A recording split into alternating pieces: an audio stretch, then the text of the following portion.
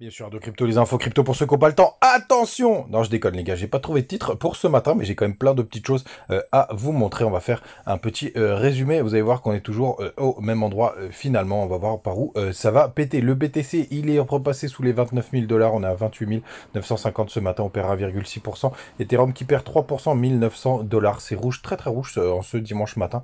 Même si c'est pas des grosses contre-performances, hein, on perd en moyenne entre 1 et 3%. Et Shiba qui corrige un peu plus, moins 4%, sûrement parce qu'il y a une majorité des mêmes coins qui corrigent. Donc il est embarqué malgré lui. Du côté du daily, on est vraiment toujours dans ce triangle de compression. On a eu fait un petit fake out hier, vous voyez juste ici. Donc pour l'instant, pas de résolution, pas d'inquiétude particulière, hein, tant qu'on est à l'intérieur. Il ne se passe pas grand-chose, hein, et puis si jamais on peut même retracer les trendlines pour aller toucher les corps de bougie et voir que cette mèche finalement elle a peut-être touché le bas. Donc les gars, rien de très dramatique du côté du daily. On va regarder le weekly parce que ça fait un moment qu'on n'a pas été le voir pour le coup, et on aura la clôture ce soir. Pour l'instant, on a une bougie pour le coup qui ne nous donne pas de grandes informations, hein. Ce serait pas mal que la semaine prochaine, on en aille retoucher le bas pour former un petit W en weekly. Rien de très inquiétant, même si on finit sur une petite bougie rouge comme ça. On est toujours d'ailleurs au-dessus des grosses résistances en dessus, pardon. Donc on est sur support du côté des news. Donc n'oubliez pas, mercredi, on a les chiffres du CPI à 14h30. Ça, c'est la news importante, je vous le disais hier. D'ailleurs, pour ceux qui n'ont pas vu la vidéo hier, je vous ai fait une vidéo spécifique sur PP. N'hésitez pas à aller jeter un œil.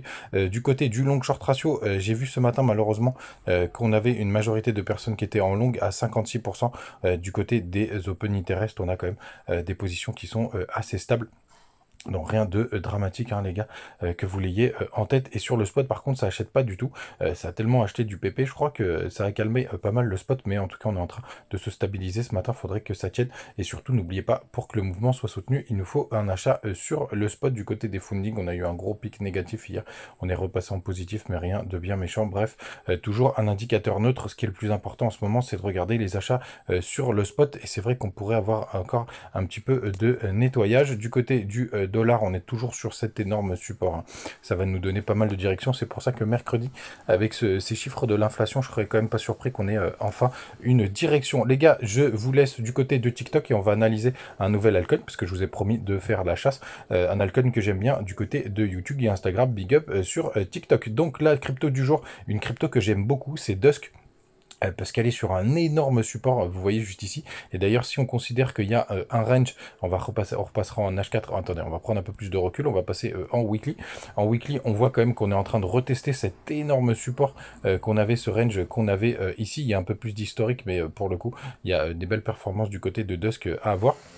Du côté du daily, vous voyez qu'on a un long range, on le voit plus en H4, qui est plutôt intéressant. Donc là, on est sur la borne basse du range, donc c'est plutôt intéressant. On peut regarder vite fait la tokenomics et on voit qu'il y a la moitié des tokens qui ont été émis, hein, donc ça, c'est pas dramatique. Et on a une capitalisation de 66 millions, donc ça, c'est plutôt intéressant. Ça nous dit qu'on a quand même pas mal des choses qui peuvent être intéressantes. Voilà les gars, vous savez tout, passez un très très bon dimanche. Je ferai peut-être encore une petite vidéo ce soir, je sais pas encore, en fonction de ce qui se passe. Et vous passez une très bonne journée. Du côté de Paris, il pleut, il fait moche, donc on va aller se goinfrer au restaurant. Ciao les gars.